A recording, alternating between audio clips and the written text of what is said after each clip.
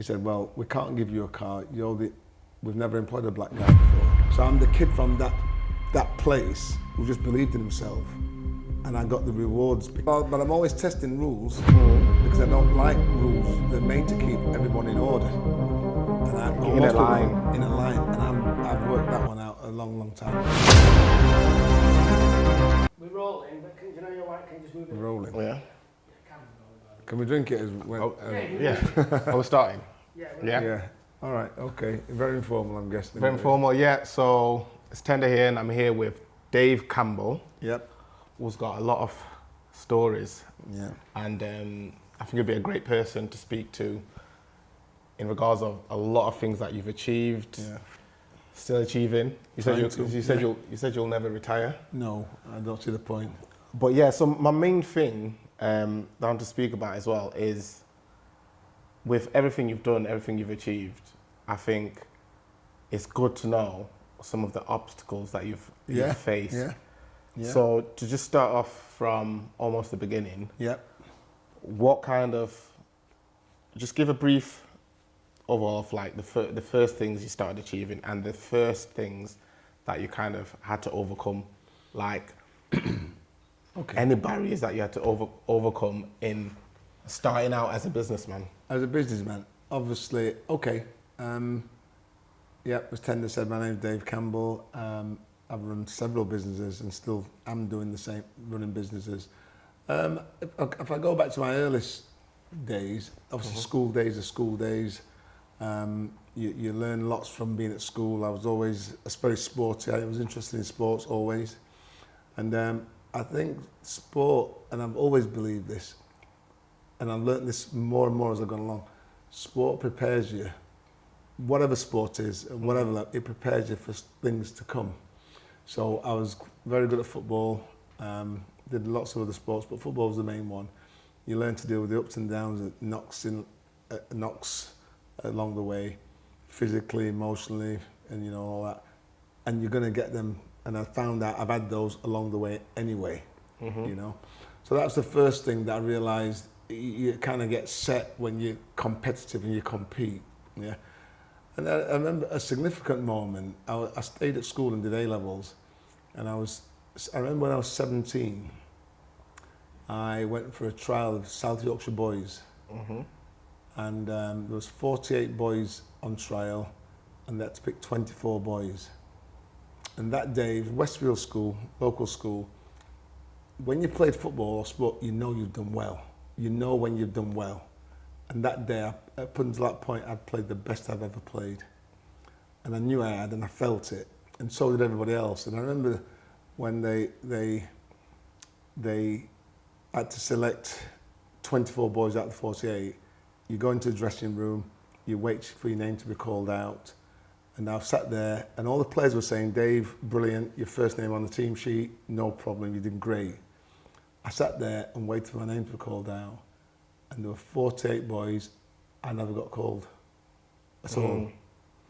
And I remember going on the bus back home at that point and saying to myself, I'm never ever going to let anybody ever judge me again in my life. I'm never going to let someone else decide what happens to me. And I made a turning point. I made a big commitment that day to myself. And as it's panned out, that was the foundation for me. Because people judge you, whether you're good at this, bad at that, not very good. And I didn't like being judged when I knew I was very, very good on that day. So I've always had that inside me, yeah. No, that's quite powerful, in fact. Yeah, well, it's that whole, within you, you knew you did. I did fantastic. You did the best that you could, but it was up to someone else. Yes. So you thought you're going to grab the rest of your life by your hands. Exactly. And so the idea of I wanted to be an accountant and all that, I didn't do as well in my A-levels, so I ended up getting a job. We'll probably come on to that later on. But I just knew that whatever I did ultimately in my life, it was about my own freedom to be the person and the closest version that I want to be to who I am as a person. That was really important to me. You said initially you got a job, but when you got the job, how did you because obviously to get to where you are, you would have had a certain mindset. I mean, for anyone to do that, a mindset you deserve more. Or yeah, I'll tell you how that mindset manifested itself. The first job, I only went for one job. I did other jobs in between school, like I worked at KFC, I did landscape gardening. They were like summer jobs. I did that kind of thing. But my real main first job was I went for an interview in Rotherham, and it said it was selling industrial chemicals. I had no idea what selling industrial chemicals were. I went for the interview, did okay. The guy who interviewed me, never forget his name, Tony Appleton. This was in 1979. And he said to me, we'd like to offer you the job. And I said, oh, great. He was a sales rep going from business to business. And he said, there's only one thing. I said, everybody in the company at that point had a company car. And he said to me, I was 19, and he said to me, well, I said, do I get a car? And he said to me, no. I said, how am I supposed to get around? He said, well, we can't give you a car. We've never employed a black guy before. So we want to see how you are. Before giving you a car? Yeah. So I said, I made a decision there and then. I said, I'll still take the job. And I took the job, knowing that I'm going to have to walk around the streets of Sheffield with a big case, which it turns out was a big sample case, from business to business, walking the streets. Now, I've looked back on that point in my life many times. I can't think of a friend of mine at the time who would have took that job. But I took it because, like I said before, I had the experience of football. I'll back myself. Because it's about me and what I'm going to do, not about anyone else. So I said, I'll take the job. And I spent 3 months walking around Sheffield. I wasn't very good. I was pretty useless, actually. But I think they could see that I was trying. The company was based in York, a place called Easingwold, Boroughbridge, up that neck of the woods. I do liken it to, have you ever seen the film Trading Places? Well, if you know the film, and people will know the film, I was that character in my life, the Eddie Murphy character, where some rich guys in a part of town that I'd never been was saying life is just about, if you swap people's experiences over, they can do just as well. And I was that kid, and I was working for a very rich company, which I did not know at the time, and they took a chance on me. And fortunately, it worked out okay, you know. Do you know how you said that you always felt like you had the power, you back yourself? Yeah. But when you was going around the streets of Sheffield, yeah. And would you look back now and say you didn't do as well, or did you know in that moment you weren't doing as well? I wasn't very good. There were times I remember meeting some old school friends on my journey, and one of them asked me what I was doing. And I said, oh, I'm selling these industrial chemicals from business to business. And he just said to me, I'd pack it in if I were you, Dave. That's not a good job. And along the way, and that's happened, stuff like that's happened to me a million times, you listen to other people and you begin to doubt yourself a lot about life, but that's their experience, not yours. And for some reason, I plodded on. For some reason, I carried on. And I ended up working with that company. It's the only job I've ever had, actually. I worked for the company for 7 years. I became manager, area manager, sales manager. They gave me company cars. After 3 months of working for the company, they gave me an Allegro. A few months later on, they gave me an Opel Kadett. A year after that, they gave me a brand new Capri, which was like a Porsche. How about that?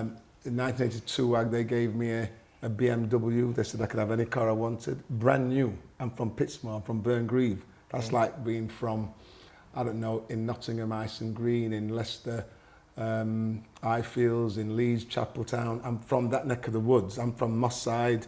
And I used to travel to all these places. So I'm the kid from that place who just believed in himself. And I got the rewards because I had a good support, by the way. I had a lot of people, I had good friends who said, go for it and whatever. Good family who were very inspiring. So support from my parents and friends, lots of them. So I didn't have any negativity from the ones closest to me. Closest to you, yeah. Yeah. So they came from, we've never hired a black guy before. So you're not having a car to promotion, have any car you want. Yep. I think that will have, I don't know, but in that company, that probably changed the kind of I was the only black guy who worked for the company. And you did so well, so it's like, Did what very about all well. the other black guys that probably didn't get a chance? I just think to myself, sometimes you look back at that and you always, in fact, I brought on a few in the company later on. They worked out well for a while, but then they mess up for whatever reason along the way. So you try to bring people with you. I just think you've got to be dedicated, you've got a mindset, you've got to be sociable. You have to have so many qualities to fit into all these different roles and situations, because as a rep, you're walking into the working men's club where somebody's swearing at you. Nothing extreme or racial, but they're swearing at you. What's that effing want? Yeah. To another time you walk into. You're having to face rejection a lot as well. Which is, I think, is the biggest deal. I think I faced a lot of rejection, but I also knew that there's a saying in sales that every no means nearer to a yes. And a lot of rejection is good, because it means you brush it off, you can do this and move on. And you don't let the next sale, you don't let going forward what happened to you previously incumbent you or hold you back from the next one, because you can't let the disappointment of what you've just had go into the next sales call, because people can tell, inadvertently they can tell.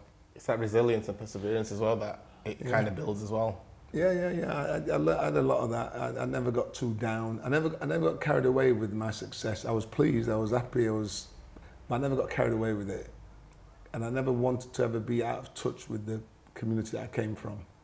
A friend of mine said to me many times, in 1991 actually, he said, "What are you going to be like?" Because I was successful. I'd been successful from 79 up until I started my own business in 86. And I remember him saying to me, "What are you going to do when you outgrow Sheffield?" And I said to him, "I'll never leave. I'll never leave." Even though I had properties in London and different places around the world, I just said I'd never leave, because I like Sheffield a lot. So you did really well for that job, from them taking a chance on you. So moving forward, how did you come from that to becoming a business owner? Right. So what happened was I'd not done as great in my A-levels, which is important to remember. So from how well did you do? I didn't do enough. I was supposed to go to, at the time it was called Huddersfield Polytechnic, to do accountancy with one of my best friends. He did well, I didn't do as well, flunked my A-levels and just put my books under the settee and thought, that's done. I'm done with it. But something inside me, while I was repping and having these nice cars, said, I need to go back and study. So for 4 years, I asked my boss at the time, would you pay for me to go to college and university? And he said yes. And he said, so from 82 to 86, I did a business studies course while I was working. So that's part-time. So I'm working the day, night-time, business studies. And I got to the year finishing off, and I decided, I'd made my mind up. I got a little bit of inkling from one of my sales managers that the sales I was doing at the time for the company, if I did those sales for myself, I'd earn 4 times the money. So if I did it for myself, I found that astounding. I had no concept of running the business. He gave me a clue. From once I'd got that clue and worked out the figures myself, I packed my job in. I had a brilliant job. The company had been in Easingwold and Boroughbridge. They left me alone, so I only saw my bosses literally in a year. I probably saw my bosses 2 or 3 times a year. Well, that was freedom to me. I could live like that forever. But again, it's wanting to go to your fullest extent again. I'd got a clue and I went through the door and I thought, I'm doing this. So I gave my company car back. They couldn't believe it. It was a brand new BMW. They gave me a new BMW at that point. And they thought that the car could hold me, another car. And I realised at that point, they're just toys. They're just toys. That doesn't matter. So I started from the beginning in 86. I was a bit of a gambler back then. So even though I was earning really good money, I had no money. I literally had no money. You kind of just... I packed my job and... Throwing it away. Yeah, and so, because I just lived life, I was only young, I was young, I'd bought my first house in 82, so I could pay the mortgage and live well, but I wasn't a saver. I couldn't save money to save my life. And I went to the bank bearing in mind I was a business studies student, so I went to the bank and I said to them, I need £3,000. And they said no. Mm-hmm. So I then said, they said, sorry, we need you to go and do a cash flow projection. Because I'd been a business studies student, I understood about cash flow projections. And because I'd worked for 7 years, I understood my sales figures, my costs, and all that kind of thing. So I did that probably the next day, went back to the manager, Mr. Bergen, never forget his name. I said, there you are, there's the cash flow projection and what I want the money for. And he still said no. And I then said, my brother was a professional footballer at the time, played for Barnsley. My mum and dad banked at that bank, the Lloyd's it was called the TSB at Ellesmere. And I said to them, if you don't give me the money, I'll tell my brother to close his accounts and my mum and dad to close their accounts as well. I was just that bullish. Yeah. And so what happened is he gave me £3,000. He gave me £3,000. And I used £2,000 to go and buy a car. I needed a car, I didn't have one. And I used £1,000 to go and buy stock. And I'm still with that company to this day, 40 years later. I buy my stock from that company. What stock was it? Chemicals, cleaning chemicals. So I created the name of a company in about half a day. And the reason now I named the company was called Gems, Gems Hygiene. And the reason I named the company Gems was because my wife, who was my girlfriend at the time, I went to see her she had a little sewing factory that she ran from, a business from. And there was a TV program. I was watching TV in a kind of workshop one day, and the TV program came on the TV and it was called Gems Clothing. And I just said, and I looked at the TV and I said, I'm going to call my company that name. And I went, and that was it. I'm not really into fancy marketing stuff. I just think, pick a name, stick with it, it gels with you, get on with it. And that's what I did. And it's still the same name of the company today. And that's how I created Gems Hygiene. And I got a company to make the products for me with my label on, with my name on, I was living at the time on an estate. And the lorries would turn up on the estate every morning, or every week, sorry, with an articulated lorry with my chemicals on it. And I'd put them in the garage, and off I went selling to the customers that I'd already been selling to before. Oh, because did they allow you to keep the customers? They didn't like it, but I was a battler and I just get on with it. You just I didn't like it at all, no, but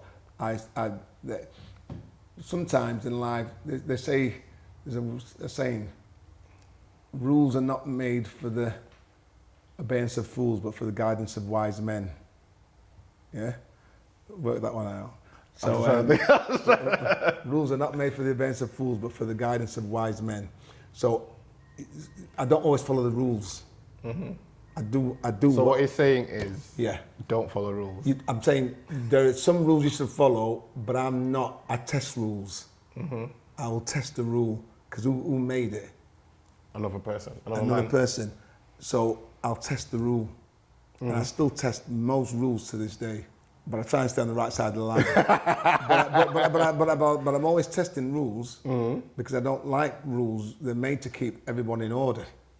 And in a line. And I've worked that one out a long, long time ago. Because they're saying that you said the other time that I mentioned where you said if you don't live life on the edge, then you're taking too much room in the middle. That was a book I read about some guys in Manchester, the Winslow Circle. It was a story I read. My son brought me a book about these guys in that Cheshire area and how they lived and how they were very successful. And in that book, it's called Living on the Edge, Alderley Edge, and all that kind of area of that neck of the woods.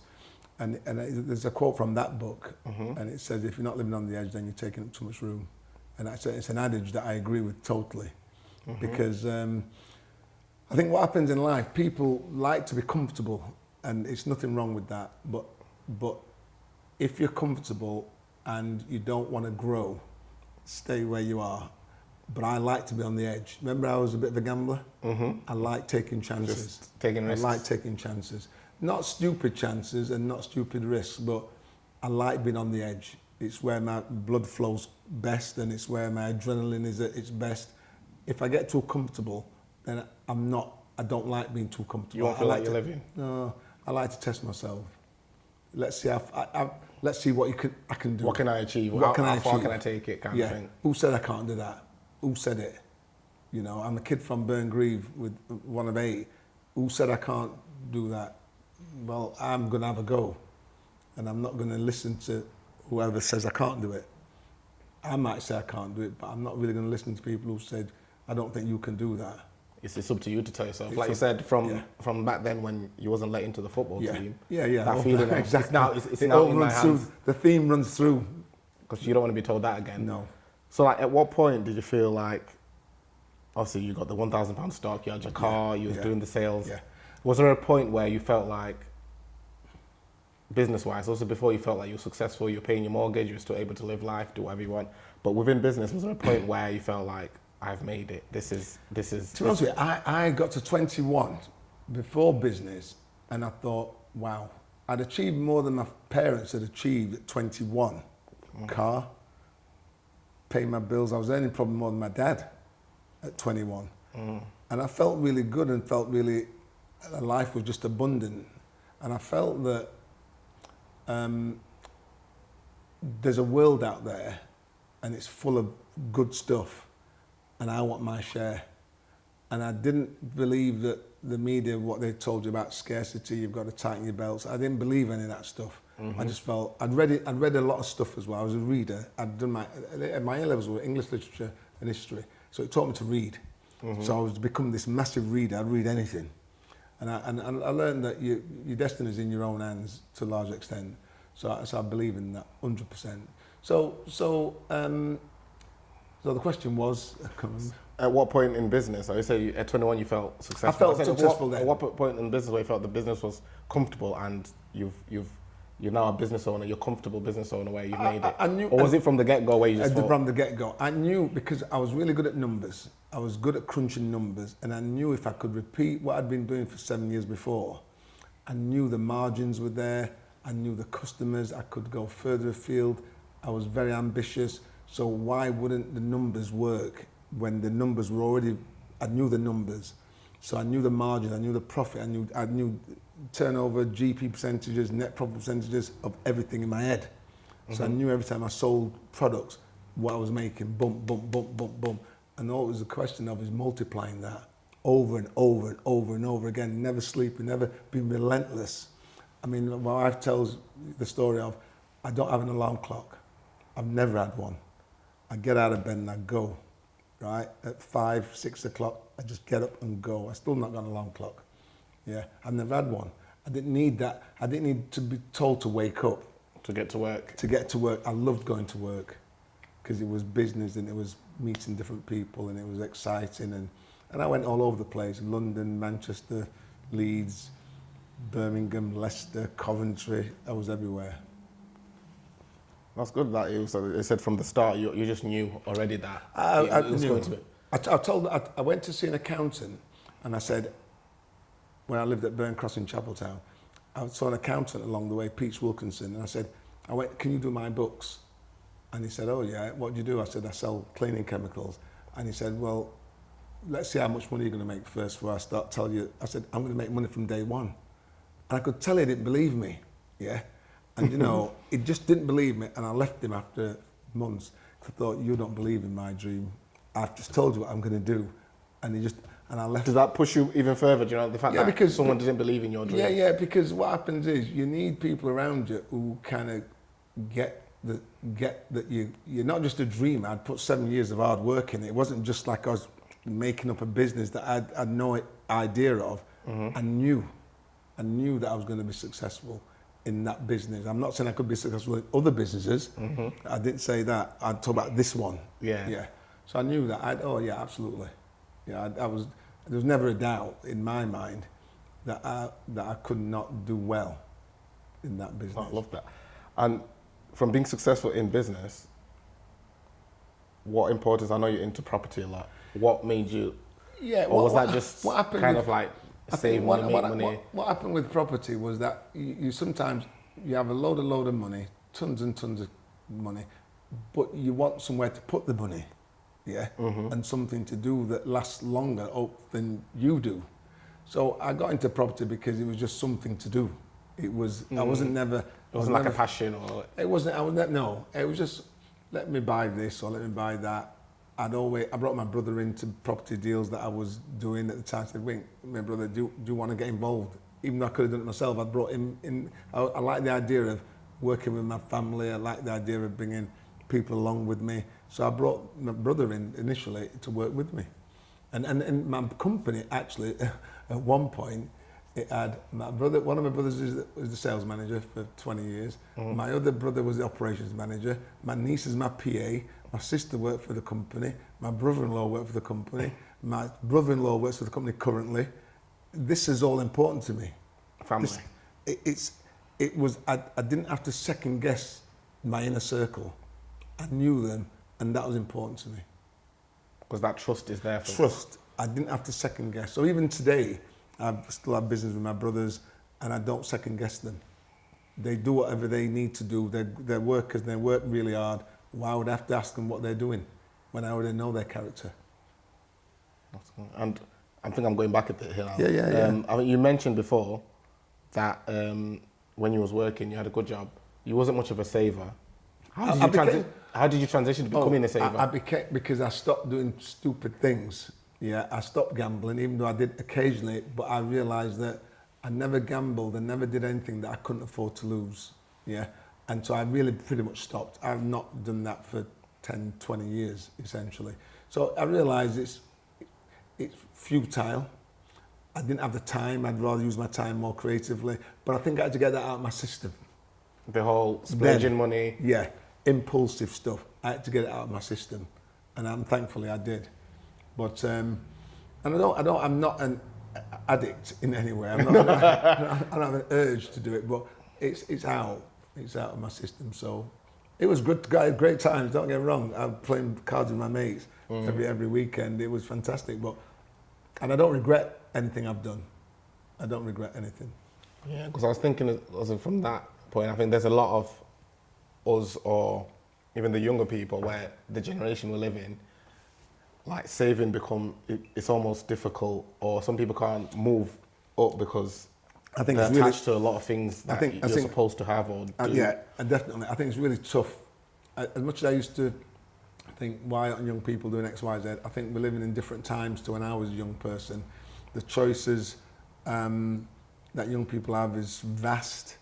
Their attention span to focus on one thing is incredibly difficult.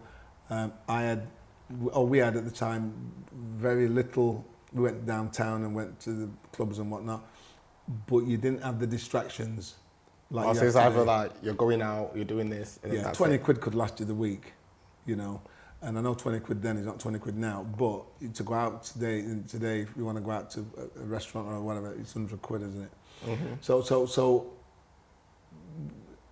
I do believe, I've always believed that it takes a certain amount of discipline, regardless of where you are and what you do to achieve stuff, and you've got to be a complete grafter. You know what it's like in your field. Mm-hmm. You've got to be a worker. You know, there's no shortcuts. You've got to put the work in. They say that to be an expert in something, you've got to put in your 10,000 hours. And so I always like to look at people, have you put the work in? Have you put the work in before the success comes? Success doesn't come overnight. If you look at the footballs, or Ronaldo or Beckham or whatever, they put the work in behind the scenes that we don't even see. Tremendous amounts of work. And then when people see, for example, I'll speak, Gary, for example, drop a minute, say Gary might see, someone's getting paid from YouTube, but they don't see the 15 years, or they don't see any of that stuff, or the research into, or they think you were lucky. And I used to say, I've been fortunate, I've been lucky. And then a good lady friend who's a businesswoman said to the family one day, Dave, it's not luck, it's called labouring under the correct knowledge. So look, that's what an acronym, labouring under the correct knowledge. And she's right about that in some respects. We all sometimes have a lot of knowledge, the same knowledge. Mm-hmm. It's who picks up the knowledge and what you do with that knowledge, who uses the knowledge in the right way. You can all do certain things. Some things aren't that difficult to do. It's who's prepared to utilise that knowledge. Yeah, like when we're speaking about knowledge, what we're speaking about before as well, we're speaking about obviously people becoming successful, and what a lot of people forget as well, not forget, but overlook. It's mentioned, but like the power of human connection, Yeah. and how even just speaking to one person, speaking to the other person, Yeah. can just open. What's the saying? Your network is your net worth. I've heard that. Yeah, your Just network is your net worth. Yeah. Speaking to people can Yeah. just open doors, and Yeah. you never know what can come from anything. I've met so many people just by, I was telling the story of a friend of mine who I met just in a cafe, and believe it or not, that was 2017. We've been pretty much very, very good friends and speak every single day since that meeting. That I approached him and asked him what he did for a job, and he explained what he did and told me a story which was completely amazing for another day. But he was a very successful guy. But if I didn't approach him, then I would never have known that kind of thing. And so, again, the sales background enabled me to not be afraid if he said, I don't want to talk to you. Yeah. So that helped a lot. So I think communication skills are really, really undervalued, but I think it's the most important skill. In this digital world. Oh, 100%. Whether it's being able to have a conversation with people, go to a stranger and have a conversation, I think it's so important. So I think that's what's missing, I think, in some ways. Yeah, I think we've covered a lot of the bases. I think we can go into many parts where we deep dive into different sections. Yeah. But like you said, also the work ethic, the resilience. Yep. But now, what keeps you going? What keeps you going at this moment? For example, one of the things what keeps me going is the more I can work, the more I can give. So I'm a big believer in sharing and giving. I like to give to my community. I like to give to my friends. you do a lot of community work. Yeah, well, tons of community work. I think that's probably why I like to support people in projects that I believe in. If I think that they've got the right work ethic, number one, work ethic is massive for me. Yeah. I'm not. If you don't want to get out of bed, then don't call me. Mm-hmm. Yeah? So that's important to me. I'll support mostly if I see a young kid having a go, I'll back him in certain ways. Yes, absolutely. So that's. I've got two meetings this week with a guy who's phoned me up, and I know this kid from when he was about 4 years old. He's had a business. I think something happened with the business, but I know he's got integrity about it. He's got the work ethic. And I know he's got the work ethic. So I want to hear what he's got to say. Yeah. It's just like you, when you wasn't doing very well at the start of the job, but they could see that you had that work ethic. Yeah. You didn't get a car, but you said, I'm going to do it. I'm going to do it. I'm going to do it. I think hard work beats talent. Hard work beats talent every time. If you got to have a little bit of talent, but hard work, you can make up for that as well. That's really powerful. I think we've covered a lot, which obviously can benefit people, inspire people. Yeah. Just some things that people don't see as well sometimes. And yeah, absolutely. Like even that, it sounds like a small detail. Even that whole, like you said, some of your peers will not have taken that job. We won't give you a car because. Yeah. But just that little decision. Yeah. Spiraled into. But it's the mentality as well. Like I said. I think it's a mentality. I think you look around and wonder why that person's.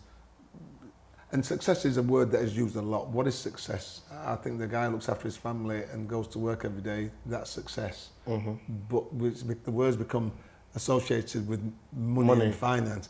And I don't really like that. It's too much.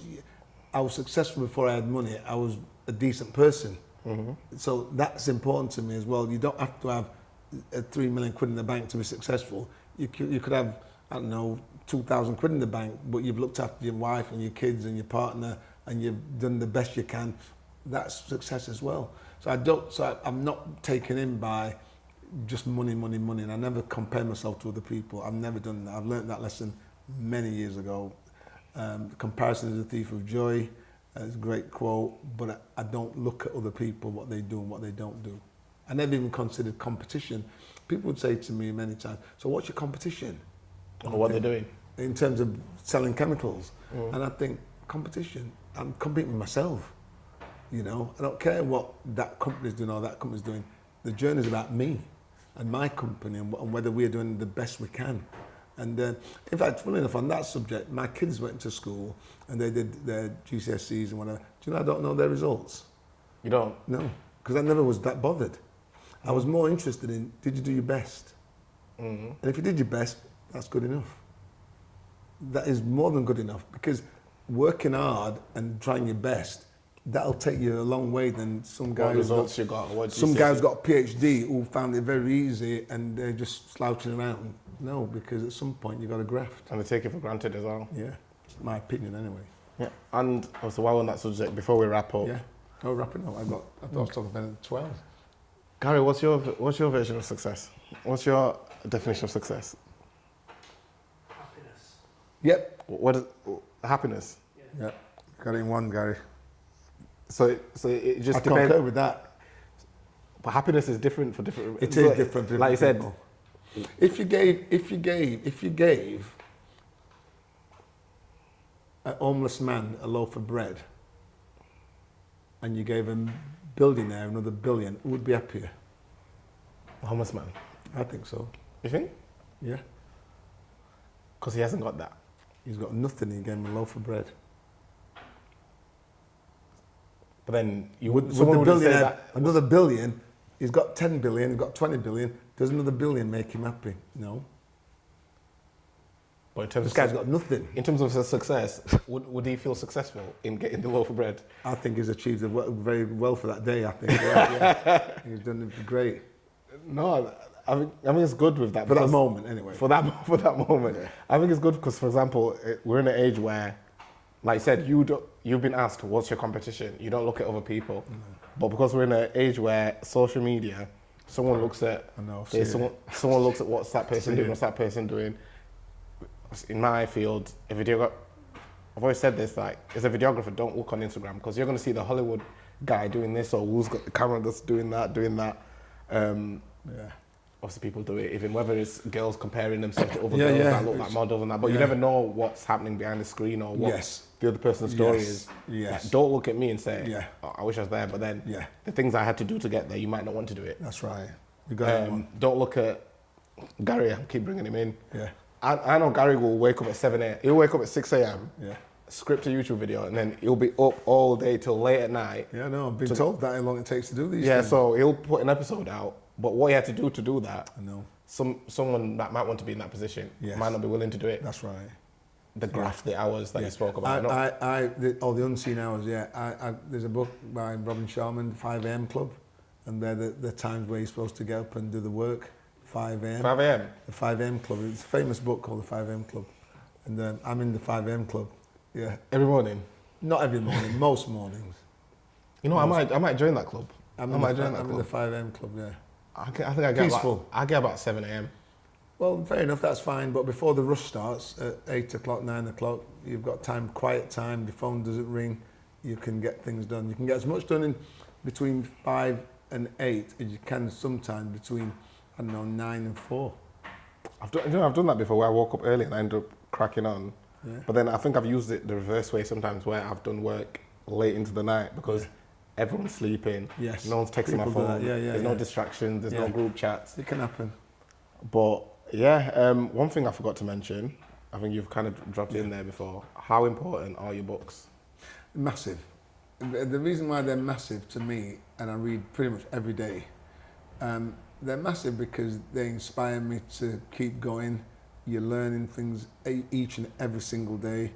I'm reading a book at the moment, I forgot his name. It's a German economist who predicted, he actually created the term quantitative easing. And I'm interested in money and how it works, and that it, for instance, it's just made up. And I'm interested in the fact that it's just made up. And, Like, it's not real, is it's it? not real.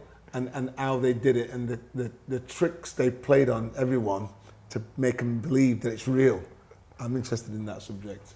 And how we all fall for it. And that it's the biggest trick ever played on Humans. people to make them think it's actually real. Who made it up? I don't know. Obviously, I used to have barter systems years ago, and I'll give you a cow, you give me 2 goats, and all that kind of stuff. And then somebody, they say that gold and silver are the real currencies, but somebody then decided we'll print some money, and you give me 1 bar of gold, and I'll give you 10 of these. Crazy when you think about 10 it. of these green notes, yesterday they were orange, and today next week they'll be blue, and then the more money in circulation devalues the currency, and then it's like a sponge. The more you throw water on it, the sponge gets bigger. The more you throw money into the system, inflation goes up, the prices go up, you get inequality, poorer people can't afford properties, blah, blah, blah, blah, blah, all of that stuff. I'm interested in it. So it's not about selling cleaner chills anymore. It's what state of the world are we in? Everywhere. And so that fuels me a lot. There's tons of books on it, and I like to just read stuff about history as well and all that kind of stuff. So I've got an eclectic book reading list.